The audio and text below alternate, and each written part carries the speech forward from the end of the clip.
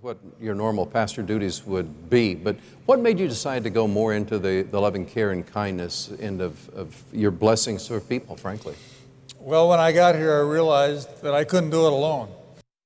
I had been a hospital chaplain, and I'd done a lot of one-to-one stuff, but I realized we had so many people. But in the process, I realized we all have so much to offer, and we are all the walking wounded.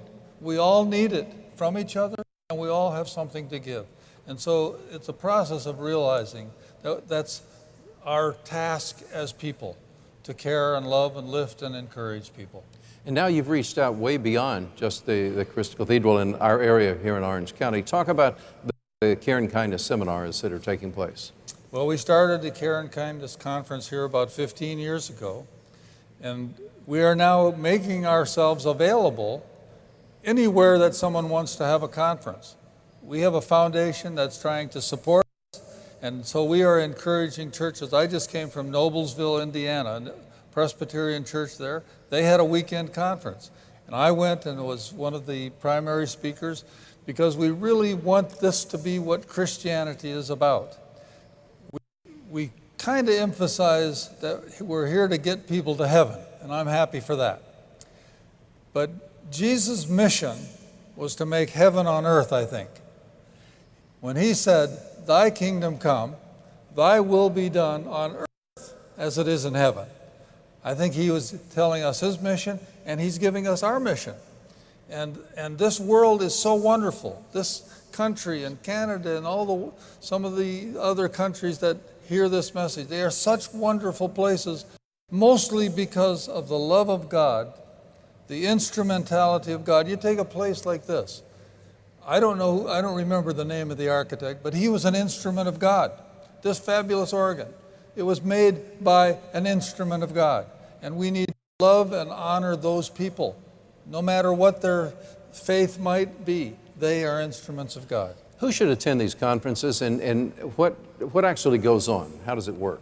Well, they are conferences. We have workshops on everything from grief to alcohol problems and how to be a better listener.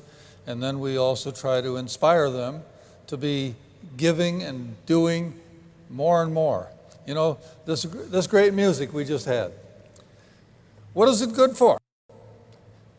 Well, one of the chapters of the book is, it's Sunday, but Monday is coming. Yeah. That music is healing. It has healed us. Why? So that we can be out there tomorrow, loving, caring, working, producing more to make this world a better place. So that's why we come to church. It's Sunday because Monday is coming, not just to soak in this. We got to use it. Yeah. Well, you've got the miracle of kindness we're talking about, and there are a number of miracles that you reference in here. Talk about one that might be your favorite.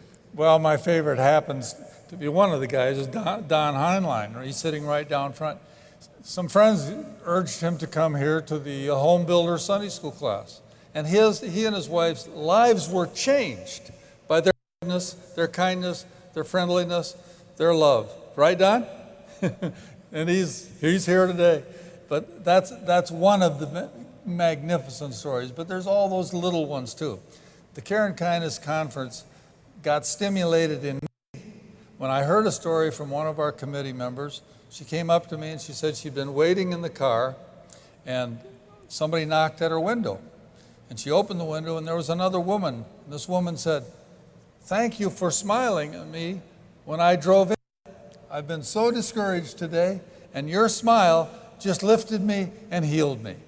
That's one of my favorites because it was so big in my life. How can folks here and those watching, how can they put this to practice? Well, I think everywhere we go, you go to Walgreens or Ralph's or something, people are around you, you notice people and you say something to them. You notice what they're wearing, you notice their hair, you say you're looking good. You give little compliments. That's the simplest way, and it's everywhere, and it's so available, and it's so possible. So it's something we as Christians need to be doing all the time to show the world that God is love, because that is love, and that is, you're giving love, you're giving God to people, and that is so important, it's so necessary. We have to be special, and it's so easy to be that special. Is there something you want to add before we wind this up? Well, this Care and Kindness Committee has a plan. They are going to honor a dozen people who've been wonderful helpers here. And we're having on October 13, and we need you to come.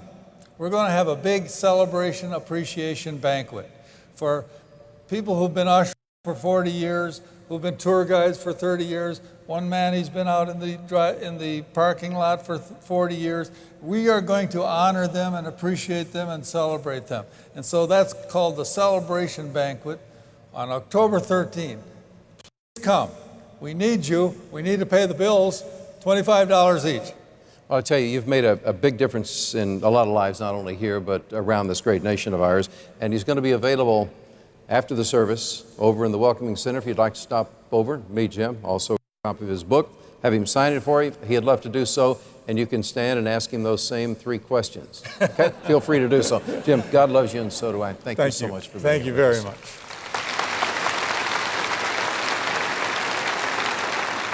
This morning, we're honored to welcome to the Hour of Power at the Crystal Cathedral, Miss California 2012, Leah Cecil. As she very soon. And the song that I played was called Great Day, and it's very exciting. It's full of pizzazz. And I understand your mother is playing in the orchestra today. Would you introduce her for us? Yeah.